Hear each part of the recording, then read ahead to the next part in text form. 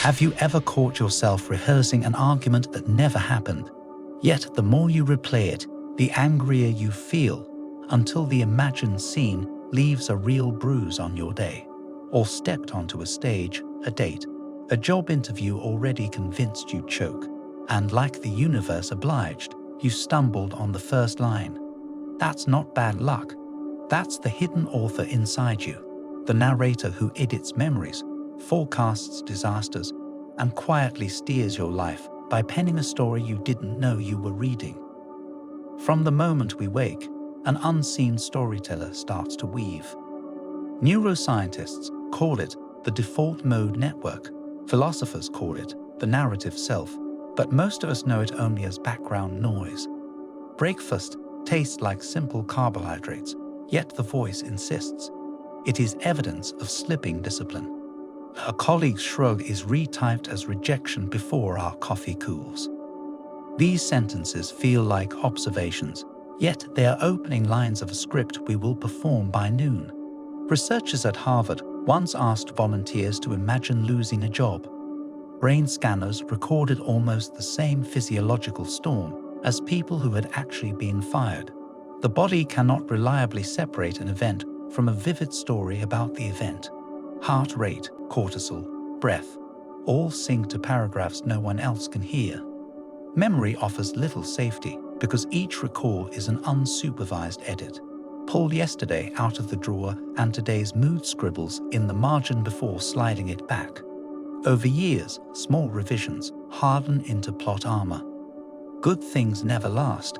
People always leave. I was born under the wrong star. We rarely notice how these inner epics dictate external choices.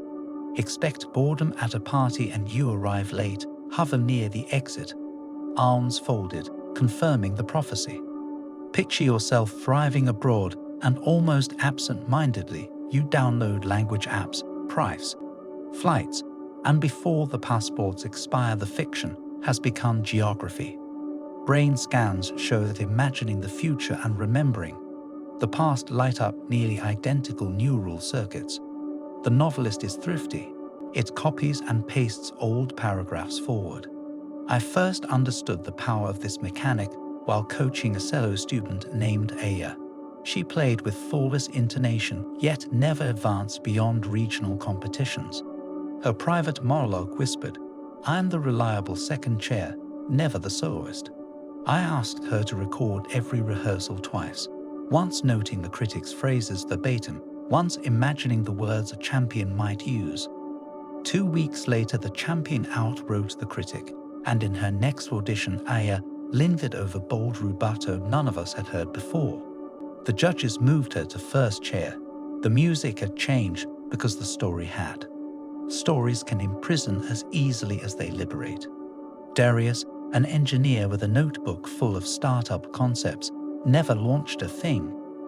His inner narrator closed every idea with, "Investors don't back people like me." He agreed to a micro-experiment, sell a $5 PIF within 48 hours. He earned $27, nothing on a balance sheet, everything on a narrative ledger. Each small sale added a new sentence until the chapter title shifted from outsider to bootstrapper. The prison break is not accomplished by positive thinking pasted over poison. It begins with catching the narrator mid-sentence. Choose any random hour tomorrow and freeze. Write down the exact line running through your head. Notice its tense, its certainty, its cheap foreshadowing. Name it aloud. I just authored a tragedy. That second of metacognition is a cracked window. Fresh air follows. Next, give the present chapter a deliberate title. Is this month rock bottom or plot twist? The brain loves headings. Change the headline and the scenes race to justify it. Then sketch an epilogue set 3 years in the future. Describe one ordinary day in painstaking sensory detail. The cedar smell of your own studio, sand between toes in a language you once struggled to pronounce. When imagination supplies texture, the nervous system mistakes it for memory, the best kind of forgery, because it turns thieves of hope into architects of possibility. Language itself is a set of levers. Whisper, "I am anxious," and you glue identity to sensation. Replace it with, "I notice anxiety moving through me," and the feeling shrinks to weather, unpleasant but passing. For 1 week, outlaw the phrase, "I am attached to any insult." Watch how quickly the insult loses citizenship. Editing the past can feel like heresy, yet memory is already plastic. Psychologist Elizabeth Loftus implanted false childhood scenes in a quarter of her volunteers. If the mind can accept fiction as fact, it can also accept remix as relief. Choose one humiliating snapshot, a voice crack during middle school core. Rewrite the scene from the balcony. See the stage lights, the friend in row 3 silently cheering, the teacher proud you kept singing. Repeat until the adrenaline rush fades. What remains is a scar, not a wound. Night offers its own writer's room. Dreams look chaotic, but they are midnight editors stitching fresh emotions into old footage. Keep a notebook by the bed. Jot symbols before daylight erases them. A sinking ship might hint at perfectionism holes. Broken elevators often represent ambitions stuck between floors. Translate dream metaphors into daylight adjustments, and the subconscious will send new drafts. Technology is a co-author that never sleeps. Every click trains the algorithm's pen. Curate your feed the way a novelist arranges books on a research shelf.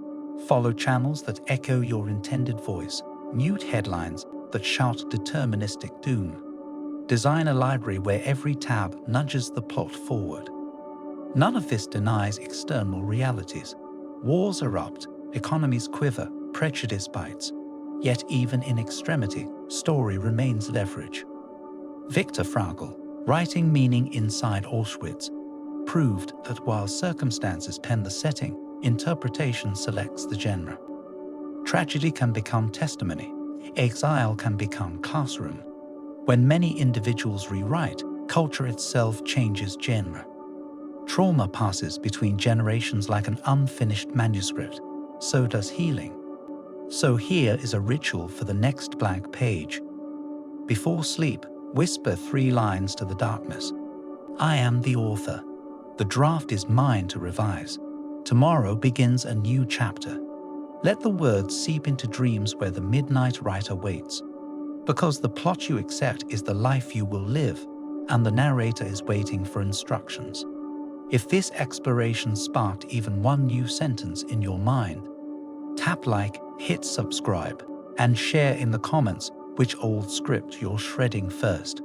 Your rewrite could be the spark that sets someone else's paper chains ablaze. Notice how your inner storyteller recycles predictable genres. Sometimes it is the tragic victim, insisting that life simply happens to you. Sometimes it is the brittle hero who must win every scene or be worthless, or the martyr who files each slight as proof of virtue.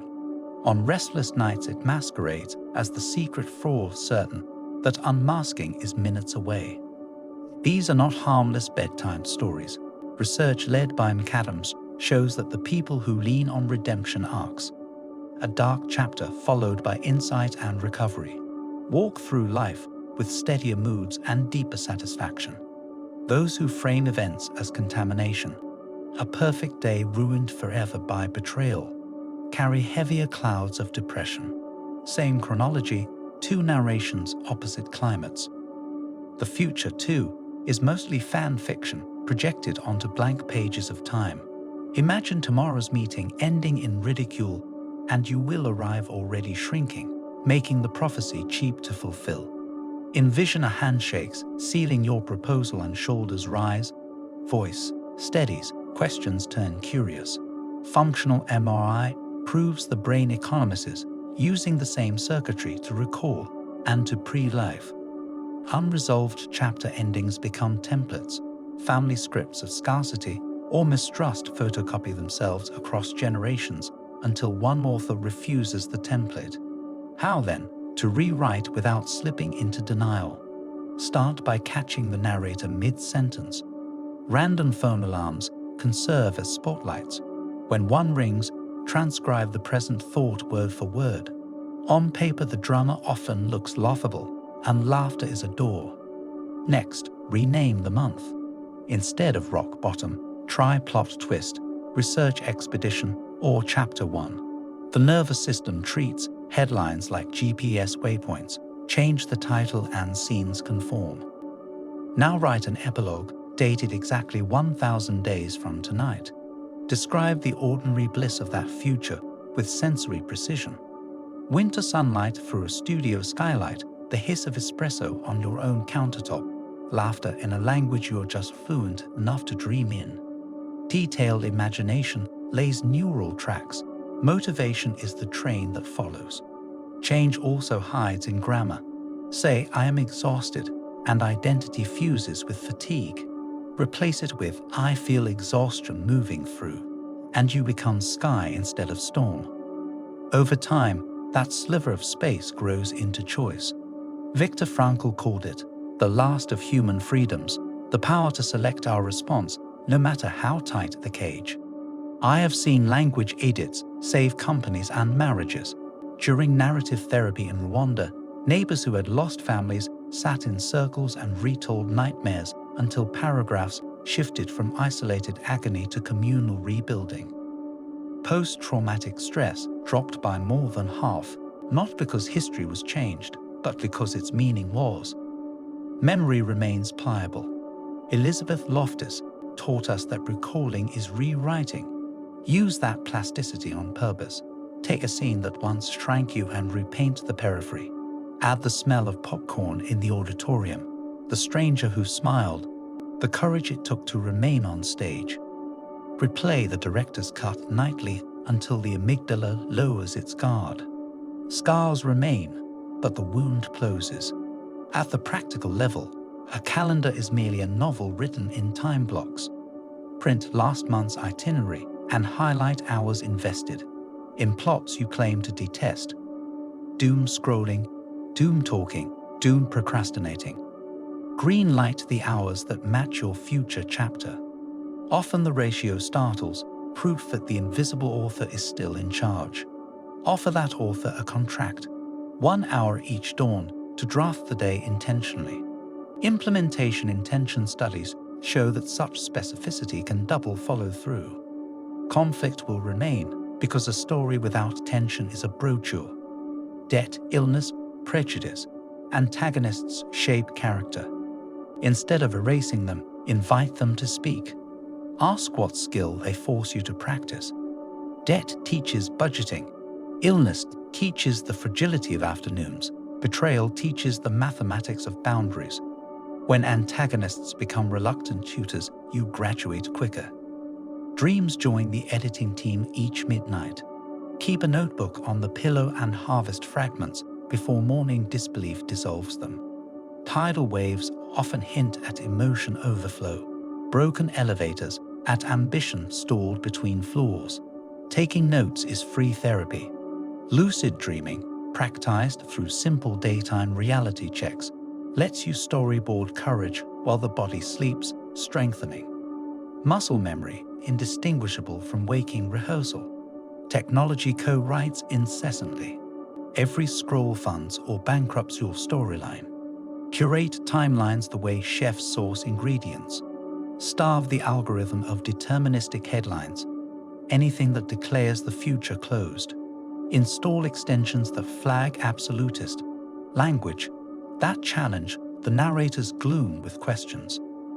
Once a month, engage in a ceremony of the empty page. Open a blank document titled Untold. Free write scenes you are afraid to desire for 30 minutes. The first time, your hand may tremble. By the third, sentences arrive like overdue guests.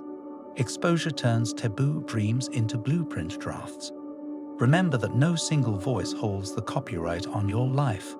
Picture 3 voices sharing the microphone: the historian who guards facts, the artist who concocts miracles, the editor who checks the physics. Many of us lock the artist out and give the editor a megaphone.